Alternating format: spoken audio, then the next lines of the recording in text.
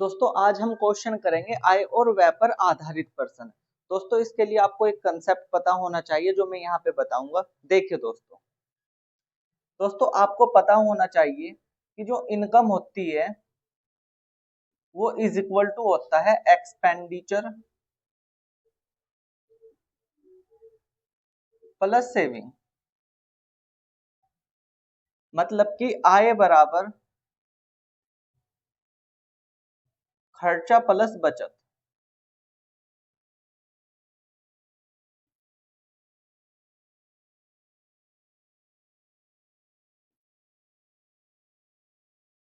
देखिए दोस्तों इस कंसेप्ट पे ही हम क्या करेंगे, आज सवाल करेंगे। तो देखिए क्वेश्चन में क्या लिखा हुआ है। क्वेश्चन में कहा गया है कि राहुल अपनी कुल आय का 20% मकान के किराए के रूप में खर्च करता है और शेष का 70% घरेलू चीजों पर खर्च करता है।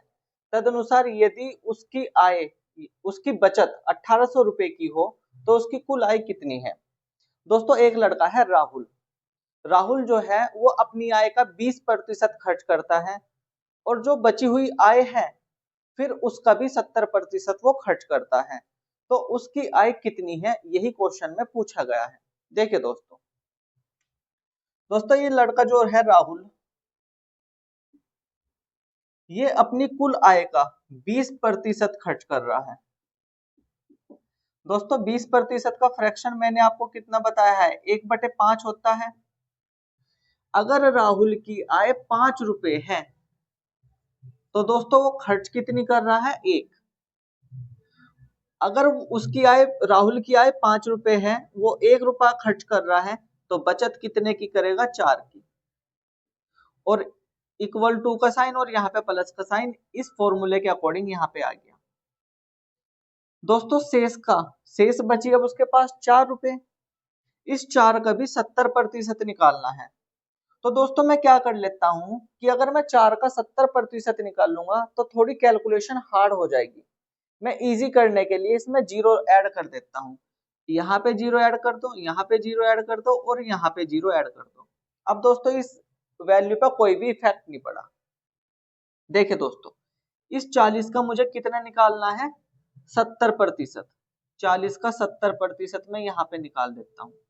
ये आ जाएगा दोस्तों 28।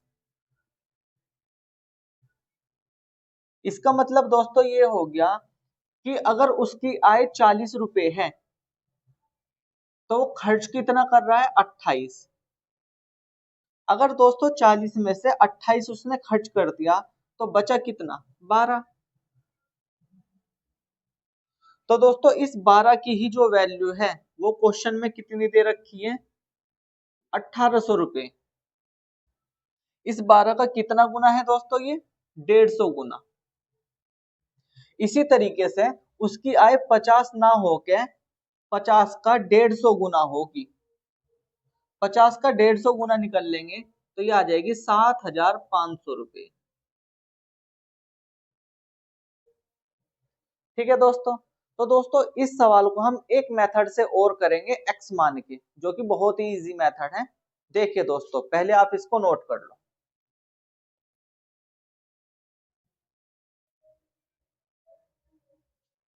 दोस्तों मैं इसको अब रफ कर देता हूं।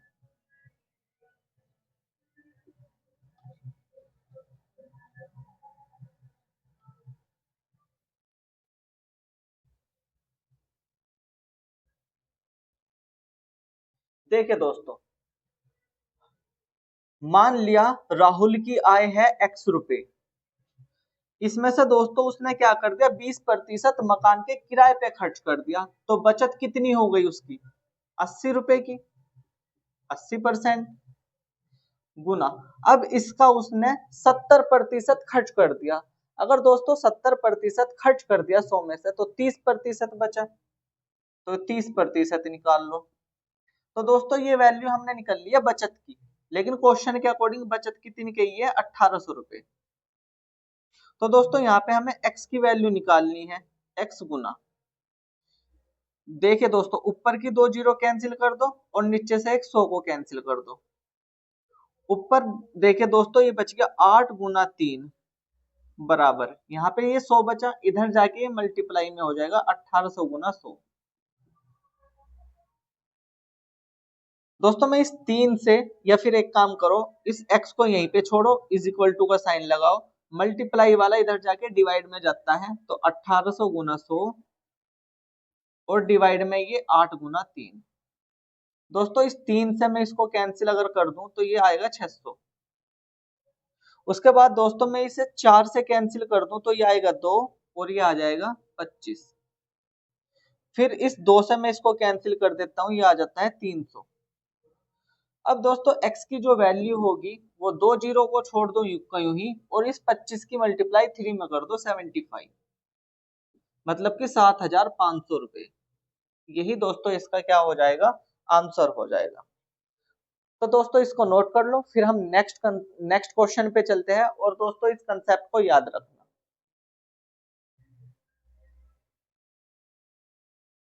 दोस्तों मैं इसको अब रफ कर देता हूं।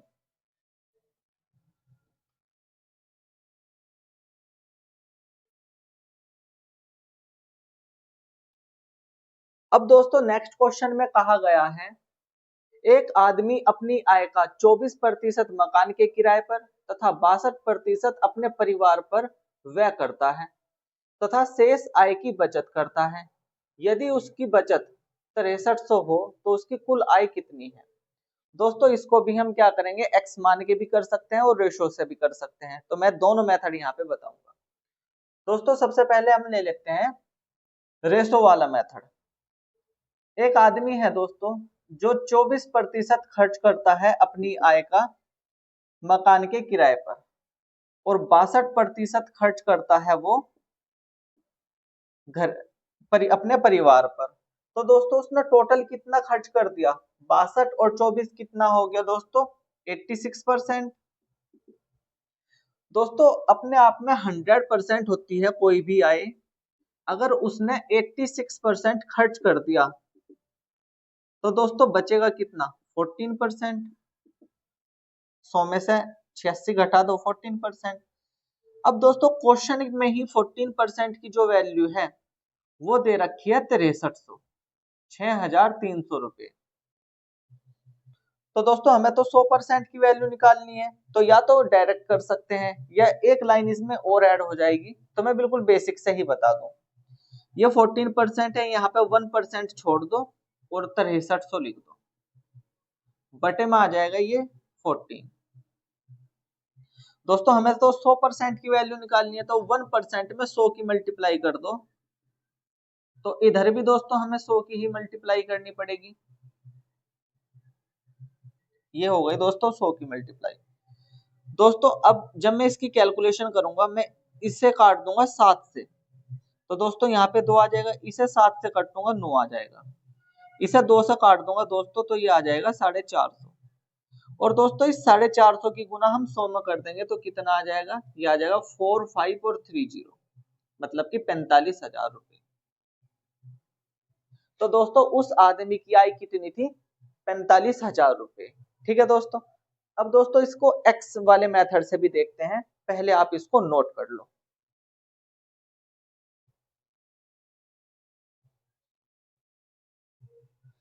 दोस्तों मैं इसको अब रफ कर देता हूं।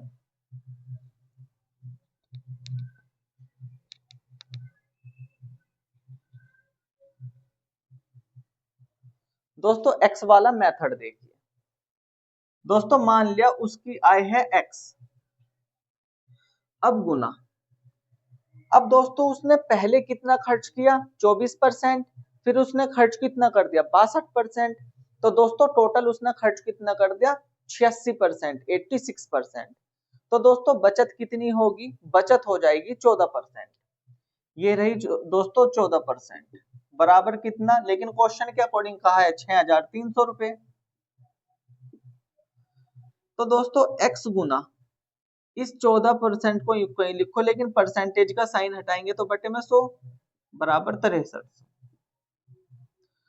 तो दोस्तों x इज इक्वल टू 6300 गुना में, ये इधर जाके 100 हो जाएगा गुना में, और ऊपर वाली संख्या नीचे आ जाती है बटे में। तो दोस्तों जब इससे इनको कैंसिल करेंगे तो x की वैल्यू कितनी आ जाएगी, 45,000 रुपए। यही आंसर हो जाएगा। तो दोस्तों ये एक मेथड और है, तो दोस्तों मैं एक मेथड इसका और बता देता हूं, जो कि है रेशो मेथड। समझो दोस्तों क्या मेथड है, मैं इसको रफ कर देता हूं दोस्तों।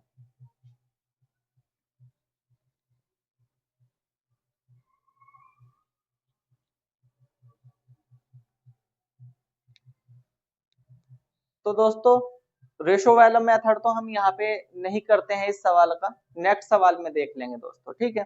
तो दोस्तों मैं नेक्स्ट सवाल में कहा गया है, राम का व्यय और बचत 3:2 के अनुपात में है।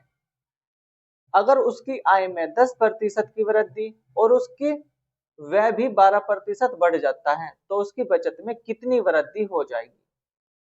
दोस्तों राम है, राम की आय और व्यय, इसने कहा है क्वेश्चन में व्यय और बचत, इसका जो अनुपात है वो 3:2 है। दोस्तों अगर वो खर्च कर रहा है 3 और बचत कर रहा है 2 की, तो उसकी आय कितनी हो जाएगी, 5 हो जाएगी। अब दोस्तों इसे थोड़ा इजी करने के लिए, कैलकुलेशन को इजी करने के लिए मैं 2 जीरो इधर ऐड कर देता हूं, 2 जीरो यहाँ पे ऐड कर देता हूं और 2 जीरो यहाँ पे ऐड कर देता हूं।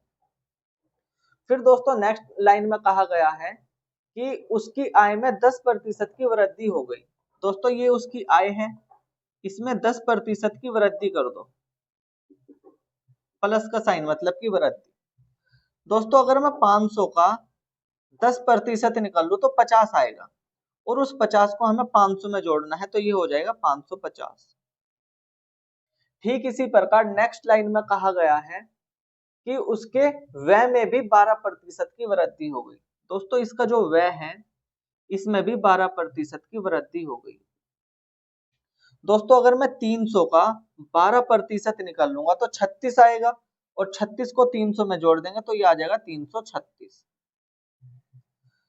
अब दोस्तों अगर उसकी आय अब 550 हो गई और उसका व्यय 336 हो गया, तो उसकी बचत कितनी हो जाएगी। तो दोस्तों इस 550 में से 336 को माइनस कर दो, तो दोस्तों 550 को 336 में से 336 माइनस कर दो, इसमें से 550 में से ये 4 आ जाएगा, ये 1 आ जाएगा, ये 2 आ जाएगा, तो दोस्तों कितना आ गया 214। तो दोस्तों अब उसकी बचत जो है वो कितनी है 214 रुपए, लेकिन पहले बचत कितनी थी उसकी 200 रुपए। तो दोस्तों 200 से कितनी ज्यादा हुई है 14 रुपए, और कितने से ज्यादा हो रही है 2 से, 200 से, और परसेंटेज के लिए मल्टीप्लाई में 100। दोस्तों इस 2 जीरो से ये 2 जीरो कैंसिल कर दो, इस 2 से 14 को काट दो, 7% दोस्तों उसकी क्या हो जाएगी, बचत हो जाएगी, और उसकी बचत में वृद्धि हुई है कितनी, 7%। ठीक है दोस्तों, तो दोस्तों अब इस सवाल को आप नोट कर लो, मैं फिर नेक्स्ट क्वेश्चन कराता हूं।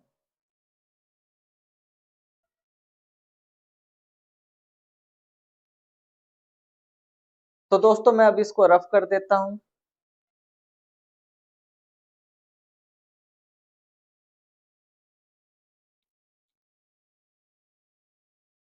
तो दोस्तों नेक्स्ट क्वेश्चन में देखो क्या कहा गया है। नेक्स्ट क्वेश्चन में कहा गया है कि अरविंद अपनी आय का 75% खर्च करता है और शेष बचा लेता है।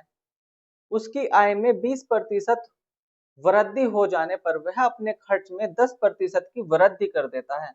तदनुसार उसकी बचत में कितने प्रतिशत की वृद्धि या कमी होगी। देखिए दोस्तों, अरविंद है, अरविंद, ये जो अरविंद है ये अपनी आय का 75% खर्च करता है। ठीक है दोस्तों, मान लिया दोस्तों इसकी जो आय है वो 100 रुपए है। अभी वो 75% इसमें से खर्च कर देता है, ये 75% खर्च कर दिया इसने, तो दोस्तों बची कितनी, 25। अब दोस्तों नेक्स्ट लाइन में कहा गया है,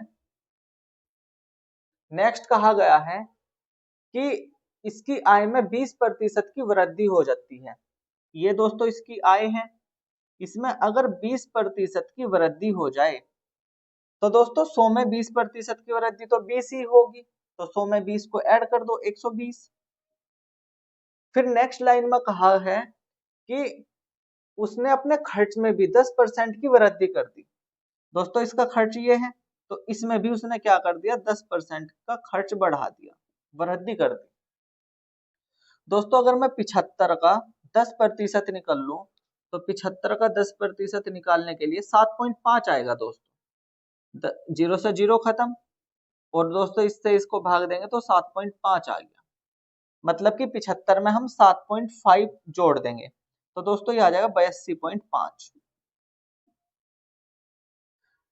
दोस्तों अगर अब उसकी आय 120 रुपए है और उसका खर्च है 82.5, तो बचत कितनी होगी?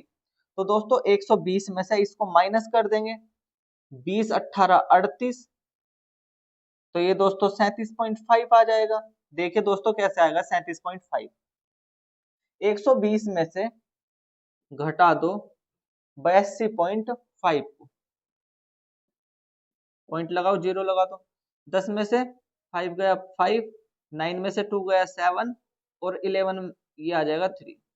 ठीक है दोस्तों, तो 37.5 आ गया। अब दोस्तों क्वेश्चन में नेक्स्ट क्या पूछा गया है कि उसकी बचत में कितने प्रतिशत की वृद्धि हुई। दोस्तों इसकी जो बचत पहले कितनी थी, 25 रुपए, अब कितनी हो गई 37.5। कितने की वृद्धि हुई दोस्तों, यहाँ पे 12.5% की। तो दोस्तों 12.5 की वृद्धि हुई है कितने से, 25 से, और परसेंटेज के लिए गुना में 100। दोस्तों 25 से इसको कैंसिल कर दो, ये 4 आ गया। अब 4 की गुना जब हम इसमें करेंगे तो दोस्तों क्या ये 50% आ जाएगा, और यही आंसर हो जाएगा। ठीक है दोस्तों, तो इसका आंसर कितना हो गया, 50%। इसके बाद दोस्तों इसको आप नोट कर लो, फिर मैं इसको रफ कर दूंगा और फिर नेक्स्ट क्वेश्चन पे चलते हैं।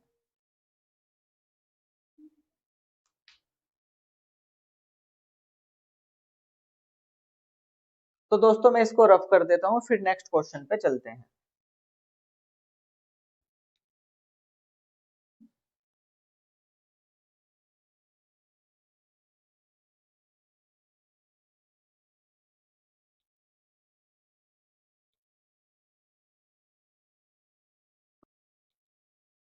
तो दोस्तों अब हम नेक्स्ट क्वेश्चन देखते हैं। देखें नेक्स्ट क्वेश्चन में क्या कहा गया है।